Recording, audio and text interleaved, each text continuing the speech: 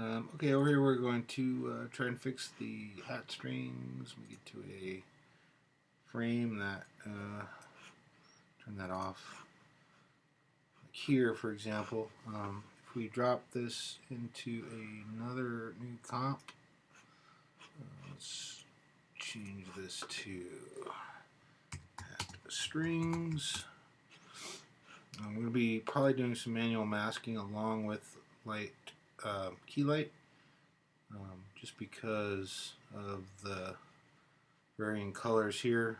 Now every effect in After Effects can be keyframed along with key light. So if we go key light, pick color around this area, zoom in so we can see it a little bit. And it's okay here. And you can see the kind of fuzziness up here in the top. If I go to screen matte, you can see that there's it's kind of a bad key, but it's okay right here, which is the only part we really care about. And we might even adjust it just a little bit. We don't care about right now the skin and all that. We just care about the strings, so we can get those to stand out as much as we can. And then basically we're going to mask those. Might be easier to duplicate the clip here. I'm actually going to change this to, let's call it strings masked. And I'm going to hit Command D or Control D, excuse me, on Windows. And then we'll take the bottom one here and just turn the key light off, just so we can kind of see this a little better. But make sure that I'm going to hit return to name this, let's call it base. That's just so we can have a little more contrast while we're working. The way masking works is, matter of fact, I'm going to click this lock too, just so we don't accidentally, sorry, this one, so we don't accidentally click on it. We'll be working on this. The way we're going to do this is we need to mask out the area. The way the mask works is if you just click in straight lines like this, you get these little key points. But you want as few as possible, just to make things easier. That way you can move less around. But one thing you can do is if you click and hold the mouse, you can actually drag this Bezier handle out, and it'll give you a little curve. And I'll click again, say here, and then here, and then here to close the mask.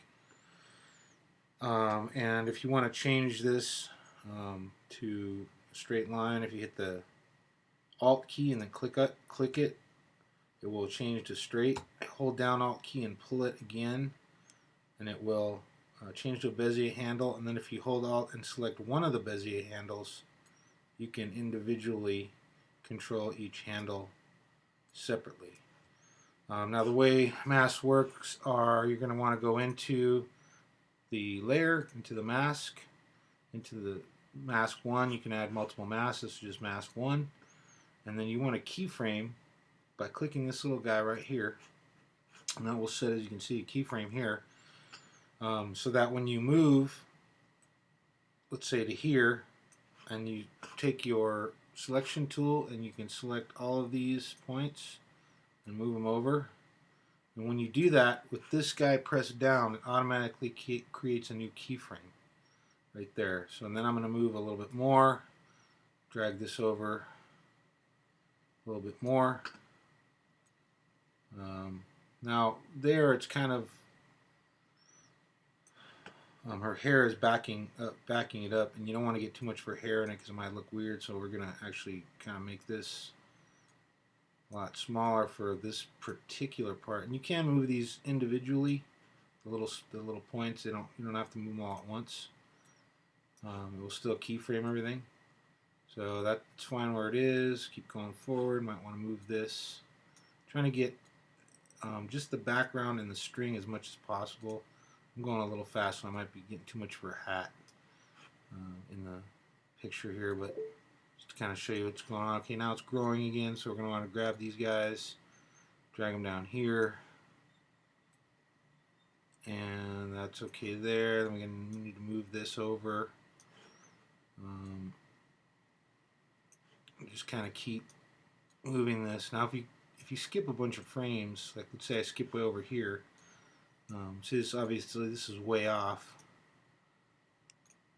And if you've already just moved all 4 of these, you need to click off it and then click on one in order to move single points. You can move just 2 or 3 or however many you want just by selecting. So we got this situation where there's a bunch of empty keyframes in between. They may or may not be good, but you can kind of go in between the middle here and adjust. It's a little bit easier than going every single frame at a time. If you go like 8 or 10 frames ahead, sometimes it works, sometimes it doesn't. You just got to keep adjusting.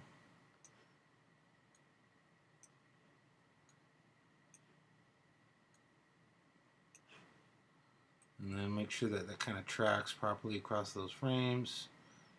You can move it way over here. So maybe move these guys.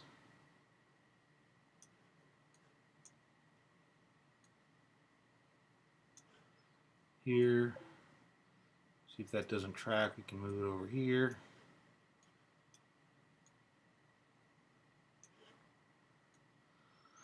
Now this is how rotoscoping, obviously I think you know this, was done before the roto brush. Unfortunately the roto brush, I was having a hard time selecting these with the roto brush. You can try it, but it was quite a bit harder to select these with the roto brush than it was the net, just because of how thin it was and everything. And then basically once you've got all this done, we're going to turn off this back layer here, and then over in our main comp again, we're going to drop our hat strings on top. And then if we look at it, it looks a little bit off in terms of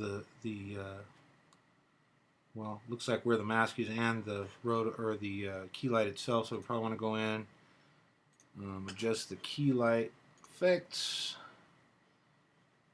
a little bit better than that. Scroll, zoom in, and try and see if we can fix this a little bit better. So that back in the main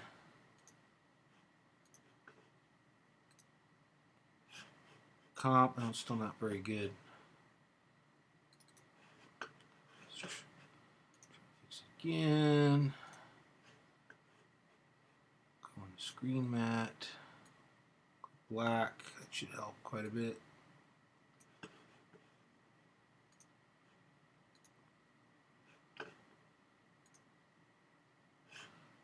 Yeah, now the mask, you can see that my masking wasn't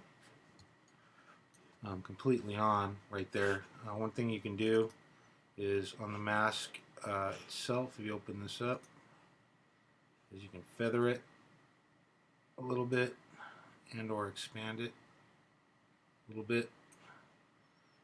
And let's see how that looks. Anyway, it kind of looks bad, but you're just going to need to kind of go in there and be a little more excuse me, a little more accurate than I was with my masking. Now if you want to do the other side, let's turn that background layer on again, and let's move it to a place where we need to see both of them at the same time, blah blah blah blah blah. Like here, you can just add another mask. So you have all this mask here already, you can just grab another one.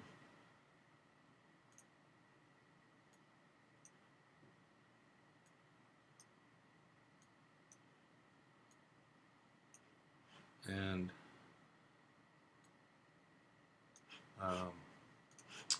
then animate that one.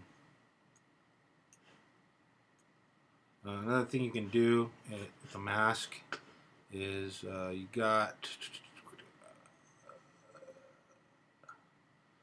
you have this mask feather tool, so you can actually feather each individual part of the mask, or the whole thing. Grab these little points right here,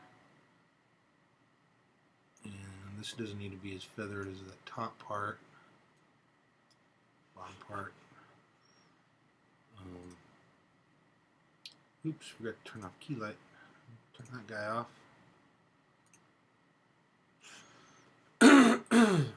Now the looks like the edges are a little bit harder on this one now, so we probably want to go back in and maybe smooth that out with where am I here? Screen softness a little bit. That was probably too much. 5, a little too much still. Try 3. A little too transparent. Try 2. Just try 1. So it looks a little better, except for the fact that my masking was just terribly off here. I'm going to try to follow the edges as much as possible. I mean, that's about it for these things. That's pretty much how I had to do it. I know it's a pain in the butt, but I mean, you can try roto brush and see how far you get, and then just kind of fill in the parts you can't do with roto brush for the masking if you want. That's pretty much it. If you have any questions, let me know, and then next video will be on how to fix the hair.